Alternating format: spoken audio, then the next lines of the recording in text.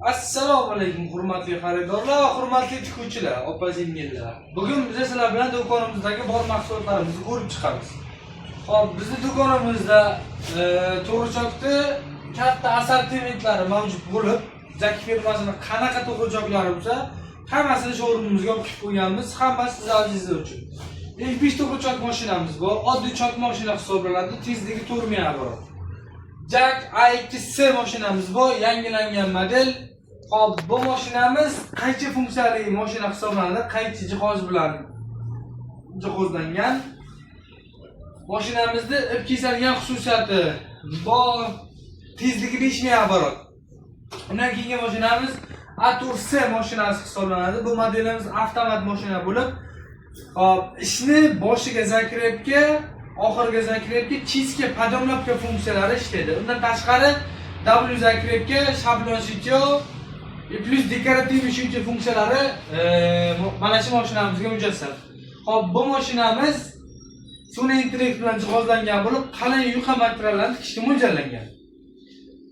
Hop, bundan keyingi mashinamiz A5Y modeli, birinchi chiqqan modeli hisoblanadi. Bu mashinamizni tikish oralig'i qolganlarga nisbatan 50roq bo'lib, qalin yuqa materiallarni tikish uchun mo'ljallangan mashina hisoblanadi.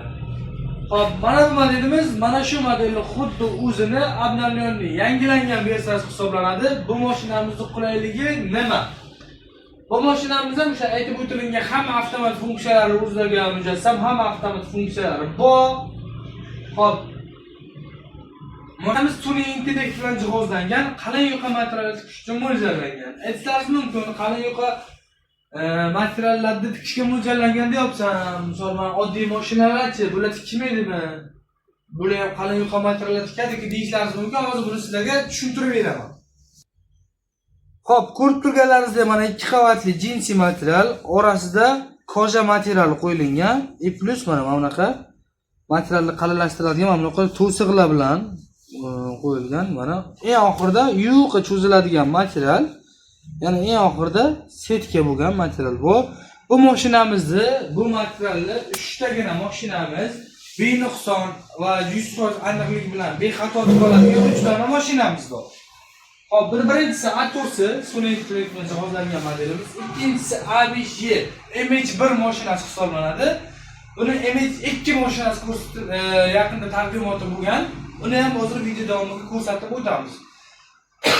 Bizda qalin yuqa degani mana bu narsa, misol uchun qalin yuqa va juda yuqa.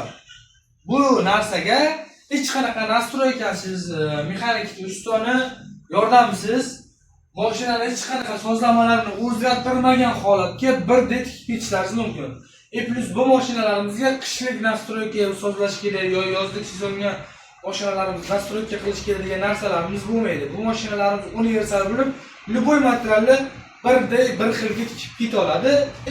A5B. Mana bularni o'zi MH1 plus bundan keyingisini MH2 deb nomlaganmiz. Shunaqa nomlanadi.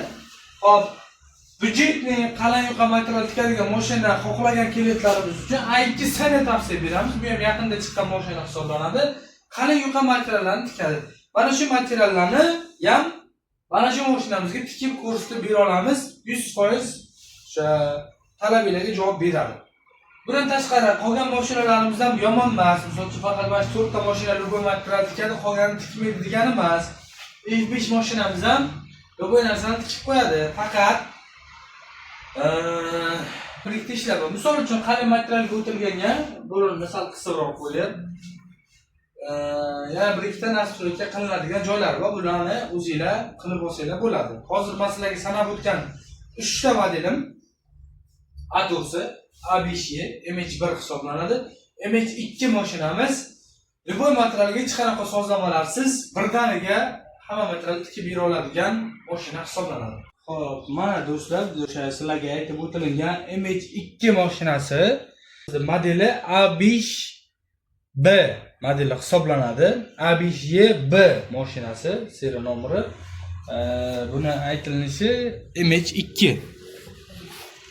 Serial nomeriga A5YB deb yozilgan. Bu mashinamizning modeli shunaqa. Bu mashinamizni MH2 deb nomlaganmiz. Xo'p. Bu mashinamizni qulayliklarini sanab o'taman. Qadamini katta kichik qilish. Уменьшить длину стежка. Mana bu plyus-minus tezligini ko'tarib tushirish hisoblanadi. Mana. Увеличить скорость. Hop, bu mashinamiz har bitta knopkani komandasini gapiradi. Har bir bo'lgan holatda ko'p, kam, nima holatdan buzilganligi, mashinani qayerga buzilganligini hammasini rus tiliga ovozli xabar orqali sizlarga yetkazadi. Hozir men buni hamma imkoniyatlarini sizlarga ko'rsatib beraman. O'sha Xo'p, sizlarga boya aytib o'tilgan qalin yupqa deb sanab o'tilgan materialimiz mana bu. Ikki qavat jinsi.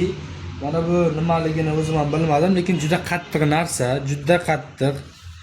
Xo'p, buni orasida temir. Shunga ham mana juda qalin jinsi. Bu tarafida koja. Xo'p, bu tarafida mana qalinlashtiriladigan mana bunaqa to'siqlar, oxirida yo'qqa cho'ziladigan ikkinchi setkali material. Hozir men shuni sizlarga ko'rsataman. Hammasini ideal holatga tikib mashinamiz tikib o'tib keladi. Xo'p, mana buni ustidan boshlaymiz. Zakrepka bilan ish boshlandi. Tikilamiz. E'tibor berib turinglar. Eng qiziq joyga yetib keldik. Eng qiziq joylardan biri. Yaxshilab e'tibor berib turinglar.